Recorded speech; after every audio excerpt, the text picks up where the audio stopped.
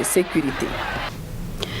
Comme annoncé, place à présent à la partie magazine consacrée à l'entretien que nous a accordé le député malien Oumar Mariko sur la situation sécuritaire. Il revient aussi sur la politique de la France en Afrique et au Sahel en particulier. Très bonne réception. La situation sécuritaire est pareille dans les trois pays, le Mali, le Burkina et le Niger. Ce qui était traumatisant pour nos peuples et qui était davantage traumatisant pour nous autres qui avons vu beaucoup plus longtemps, car en 2011, nous avons été de ceux-là qui avons mobilisé tout le peuple malien contre l'intervention de M. Sarkozy et de l'OTAN en Libye. Nous l'avons dit qu'ils ont menti sur Kadhafi, comme ils ont menti sur Saddam Hussein, comme ils ont menti par chaque fois sur Ceausescu pour pouvoir détruire les États-nations. Le Mali, le Niger, le Burkina Faso, l'Algérie, la Libye étaient dans leur point de mire. Pour nous, il est très simple aujourd'hui. Nos armées ne sont pas en train de se battre contre des terroristes invisibles.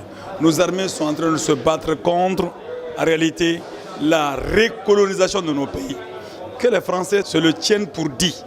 Aujourd'hui, les questions sécuritaires dans nos différents pays passent par, premièrement, notre représentation à la tête de nos États d'hommes et de femmes valeureux qui font jouer la souveraineté et l'indépendance de nos pays tel que ce qui n'est pas le cas aujourd'hui. La deuxième chose, c'est de renvoyer toutes les troupes étrangères de nos pays et d'asseoir les bases d'un véritable dialogue politique entre les forces politiques et les forces sociales et d'affronter aujourd'hui ce qu'ils appellent le terrorisme. Dès lors qu'on extrait de cette histoire de terrorisme la part de l'international, de la France, des autorités françaises, il va rester une seule chose, les gestions catastrophiques de nos États sous le label de la démocratie qui n'était pas une par ceux qui nous représentent aujourd'hui. Alors donc, ce point de vue, pour nous, c'est très simple. Il s'agit pour les forces qui ont pris conscience de cela, au Mali, au Niger, au Burkina Faso, au Tchad, de se donner les mains. De se donner la main pour construire une véritable alliance politique qui doit pouvoir faire dessiner le sort, autrement le sort de nos différents pays. Alors donc nous pensons qu'en fait, ce qui se passe dans nos différents pays aujourd'hui, l'impérialisme français est derrière et avec des agents locaux qui sont représentés par nos différents pays. Ce n'est pas de langage, ce n'est pas une langue de bois. Non, ce n'est pas une langue de bois. Ce qui me désole davantage, c'est que quand Macron a appelé les chefs d'État africains pour leur demander de venir, il s'est fâché. Pourquoi Macron s'est fâché? Macron s'est fâché parce que simplement, au Niger, il y a eu des manifestations contre la politique française, la sécurité française. Il s'est fâché parce qu'au Burkina Faso, il y a eu des explosions populaires contre la politique française. Il s'est fâché parce que nous sommes sortis au Mali pour dénoncer la politique française.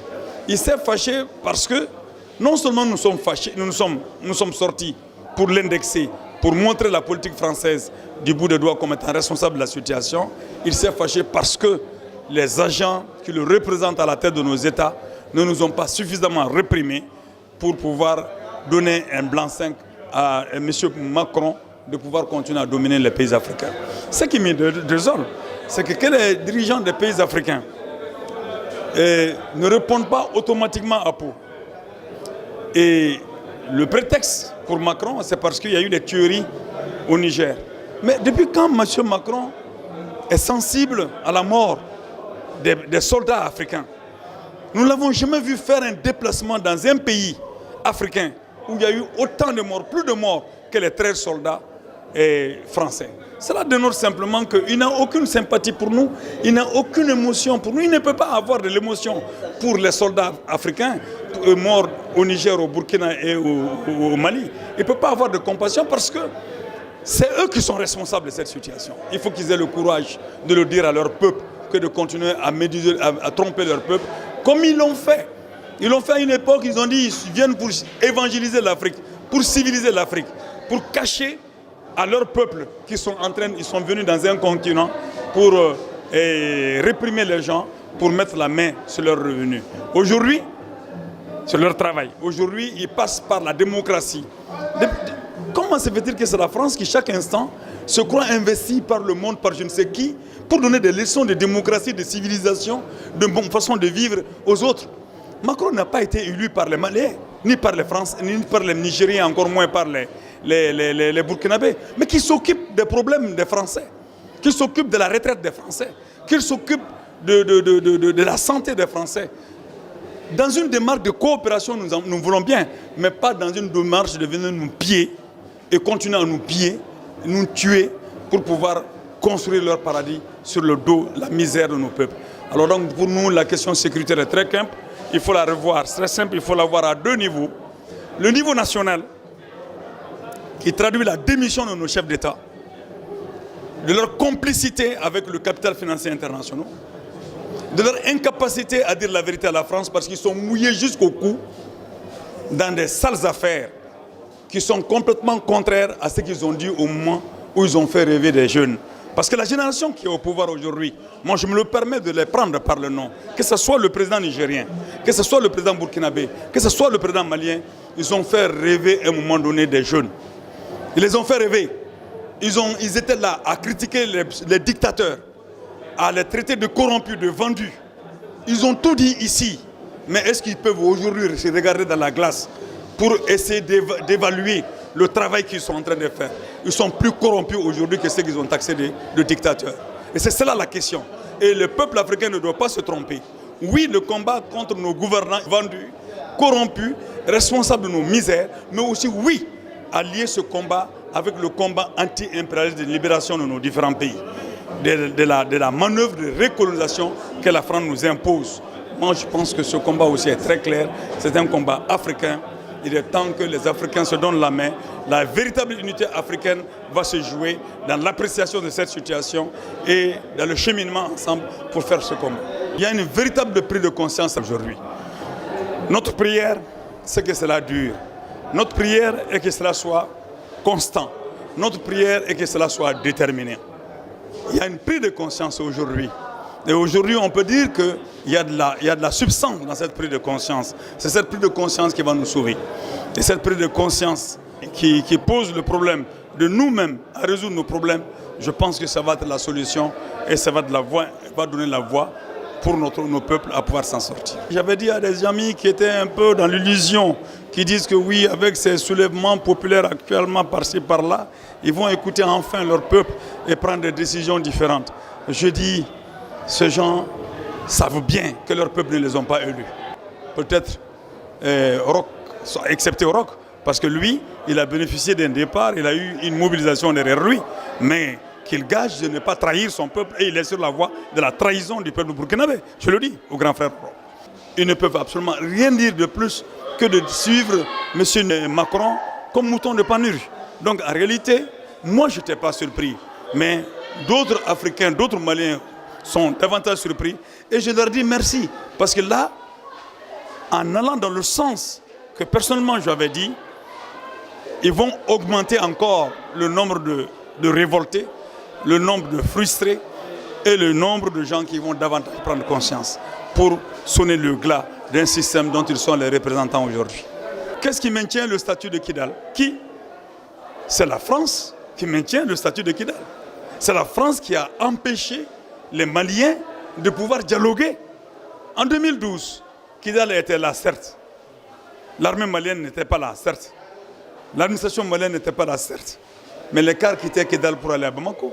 Et il y avait des velléités de discussion entre ceux qui ont pris les armes à Kidal, qui le justifiaient par rapport à la mauvaise gouvernance, et ceux qui étaient à Bamako. Un dialogue avait commencé.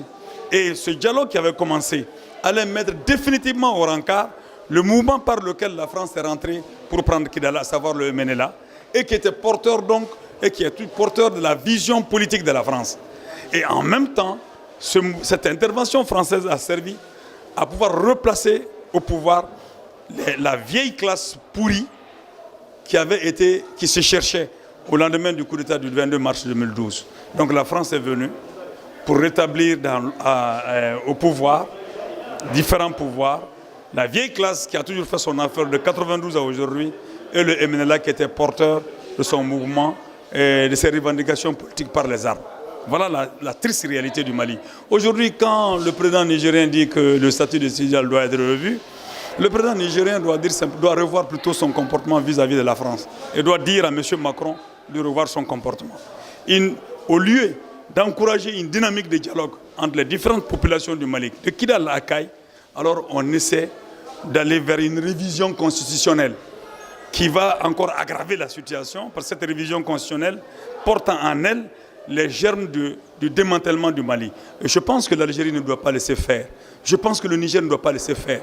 Je pense que, quand je dis le Niger, l'Algérie, le Burkina Faso ne doit pas laisser faire, le Mali ne doit pas laisser faire, je fais appel en ce moment-là aux différentes forces politiques à se donner la main pour que nous puissions barrer la route à ce démantèlement progressif de nos différents pays. Et l'Algérie n'échappera pas si jamais elle continue à croire qu'elle a une armée, qu'elle a un État et qu'elle va résister aux stratégies de démantèlement de l'État du Mali, de la nation malienne et de la nation nigérienne. Donc aujourd'hui, encore plus que jamais, le panafricanisme anti-impérialiste doit être de service. Mais les présidents de G7, moi je ne sais même pas ce qu'il faut leur dire, parce qu'ils ont déjà répondu autrement à l'appel de Macron. Parce qu'ils ont dit, quand ils disent que nous sommes la 5e colonne, quand ils disent que nous sommes les suppôts du djihadisme, ça c'est ce qu'Ibrahim Boubacar Keïta a dit, nous sommes les suppôts du djihadisme.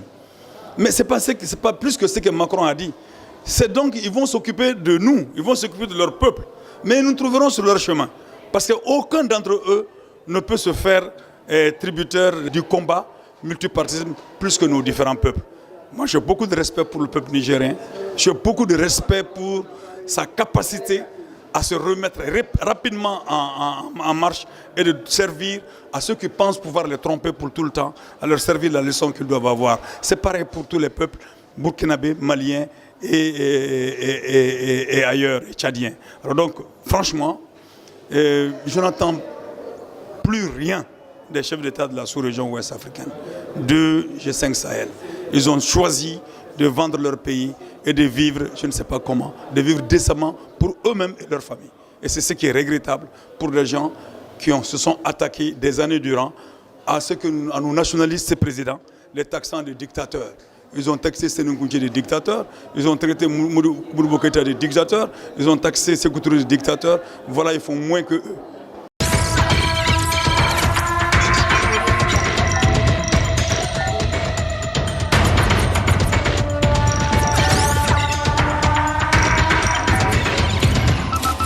Audio